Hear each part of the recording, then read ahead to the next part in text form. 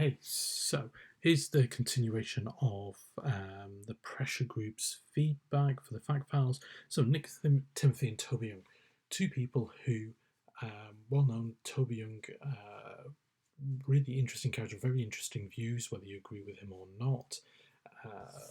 But both of them sort of interchange between this pressure group and government. Now you've got Nick Timothy. Now, some of you may know that name, some of you may not, but he was at the New Schools Network, and then he ended up getting a job working as Theresa May's one of her advisors, and he was the one who advised her quite heavily during the 2017 campaign and came under a lot of stick for it.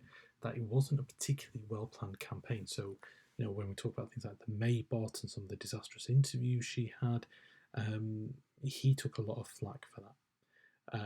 Also, was one of the contenders for the Conservative nomination in Stourbridge at the last election. But he's someone who was in the pressure group, worked very closely with government, so constantly working with ministers, and very easily moves from one job in a pressure group straight into a job in as an advisor. Similar to Toby Young in a way, Toby Young, who started the West London Free School, also ended up working at the Office for Students, he was employed there by Joe Johnson, and his appointment was supported by Boris Johnson and Theresa May and quite a few others.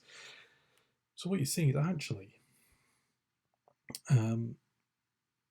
this idea of an insider group, you get a lot of interchanging between those that work for the government, those that work within parties and work as pressure groups.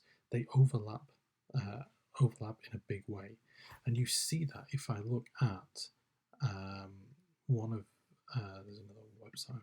Here we go.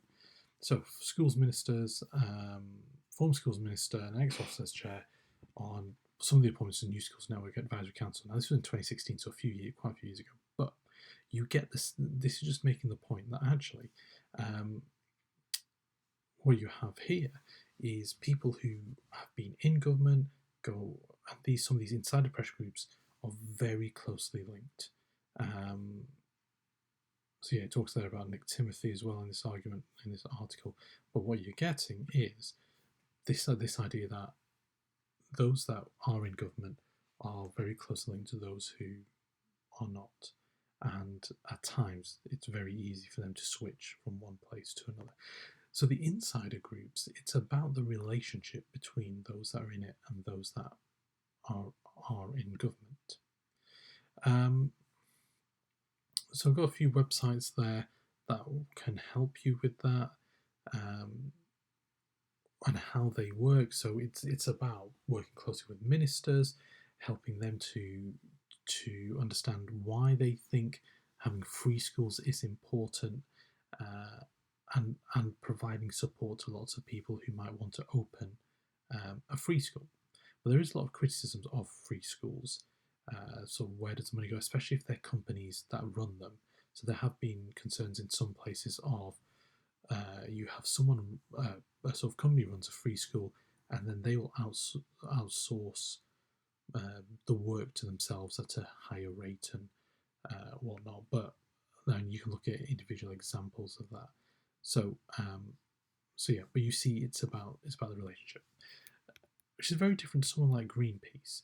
Now, if you're looking at successes, the website never worked in the end. There is Greenpeace have their own website where they put all their victories on, so they are not short of successes, and there are lots of different methods that they do this. But actually, I want to focus on a couple of failures, because if we're looking at their successes, you're looking at petitions, you're looking at campaigns, you're looking at protests, you're looking at speaking in select committees, creating reports. There's lots of different ways they're successful. But it's the failures that you can see that actually really bring up some interesting questions about being a pressure group. Because a pressure group is beholden to no one. Nobody likes a pressure group. Nobody votes for a pressure group. The pressure group can change its opinion depending on who is leading it, which group is the people that are in charge of it. and there's more to it than that. So one example is this idea of golden rice. Now, I don't know if any of you came up with the golden rice. If not, again, I suggest you pause it and do a little bit of research as well. Well, golden rice, genetically modified rice,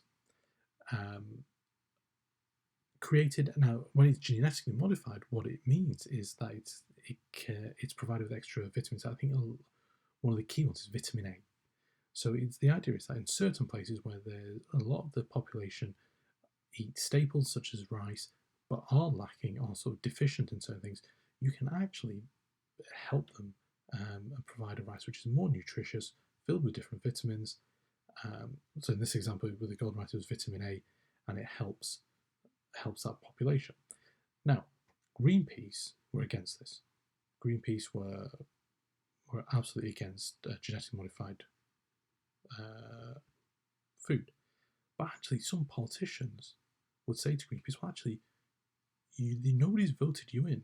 You are not responsible for the lives of these millions of people. There was some I can't remember now. There's an African leader who criticised Greenpeace and said that he was responsible for the lives of those in his country, and if he didn't allow golden rice, he would effectively be allowing children, allowing people within his country to die. And so for him, he understands what and some people say, well, I understand why they say genetically modified foods is not the way that the world should be heading, but they can make that stance without worrying about the consequence of what happens to the people.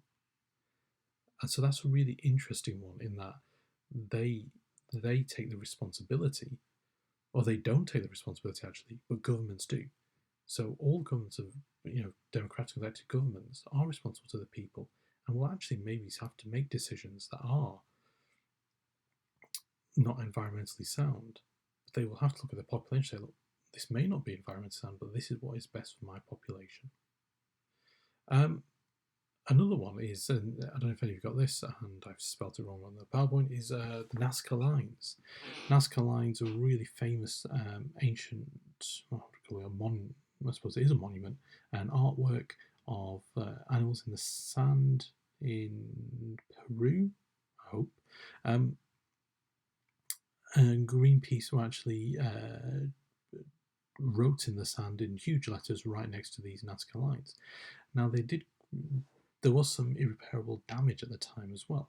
And actually, Greenpeace, they have to make these sorts of big statements. They have to do that kind of thing to become well known, to get people's attention. But again, they're not responsible to that government. They're not responsible to the Peruvian government. They're not being voted for by anybody, so they can damage things in that way. And but then they have to try and make a point, and that is tricky for them.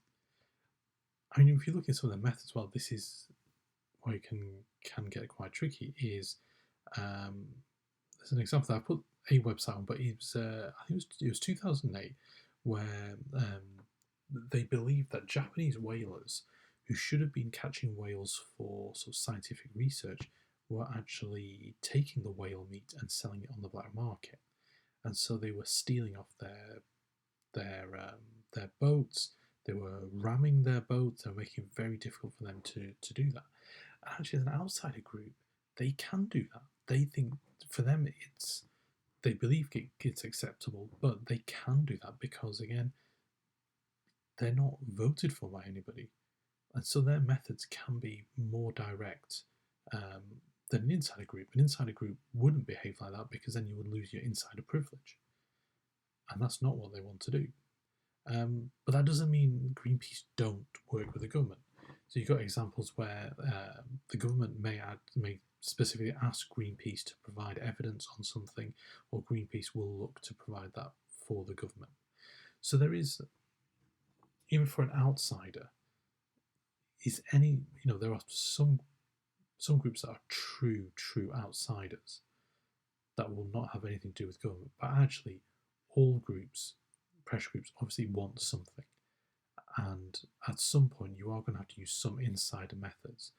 because you can't get what you want without working with government at all. That's very unlikely. So that's just a quick run through of some of the key points, which, like I said, there's a lot of very straightforward things, sort of who might join, who are they, that kind of things, which I'm not going to go over in this video, but it was some of the more specific stuff. So things like the West London Free School. If you are interested in learning about that, there's loads of articles on it.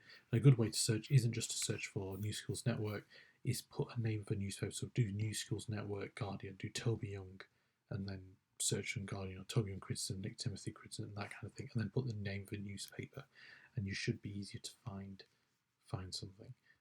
So you've got the web pages there, but that is just some of the things that students usually tend to miss.